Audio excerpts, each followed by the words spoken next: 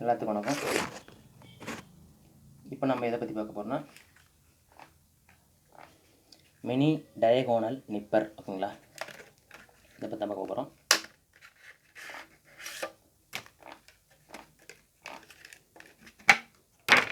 நல்லா கம்பெனி அளவுரம் போட்டு நல்லா கொடுத்துருக்காங்க.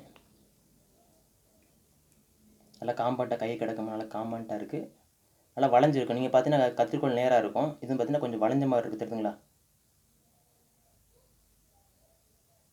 தெரியுதுங்களா? கரண்டி மாதிரி, கரண்டி ஷேப்பில் இருக்குது. ஃபார் எக்ஸாம்பிள் ஒரு பிசி போர்டு இருக்குது. ஓகேங்களா, இந்த பிசி போர்டில் நம்ம சால்ட்ரு பண்ணிட்டு நீட்டிகிட்டு இருக்கோம். இது வந்து நம்ம வெட்டாமல் விட்டுட்டோம்னா அது வந்து பார்த்திங்கன்னா ஏதோ சம்திங் இந்த பண்ணும்போது இந்த பக்கத்து காம்பனண்ட்டோட லீடில் ஒட்ட வாய்ப்பு இருக்குது, மடங்க வாய்ப்பு இருக்குது, டச் ஆக வாய்ப்பு இருக்குது. டச் ஆனால் ஷார்ட் சர்க்யூட் ஏற்படும், ப்ராப்ளம் ஏற்படும். இந்த போர்டில் ஃபெயிலியர் ஏற்பட வாய்ப்பு இருக்குது.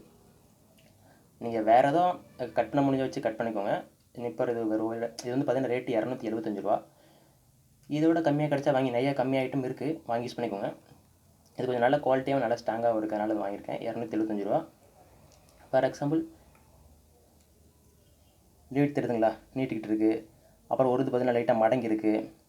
இது கட் பண்ணுறதுக்கு யூஸ் பண்ணிக்கலாங்க. கட் பண்ணியாச்சு.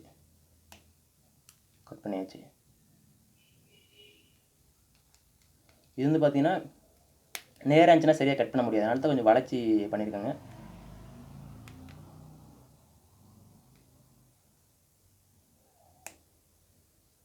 Okay, cut பண்ணியாச்சுங்க.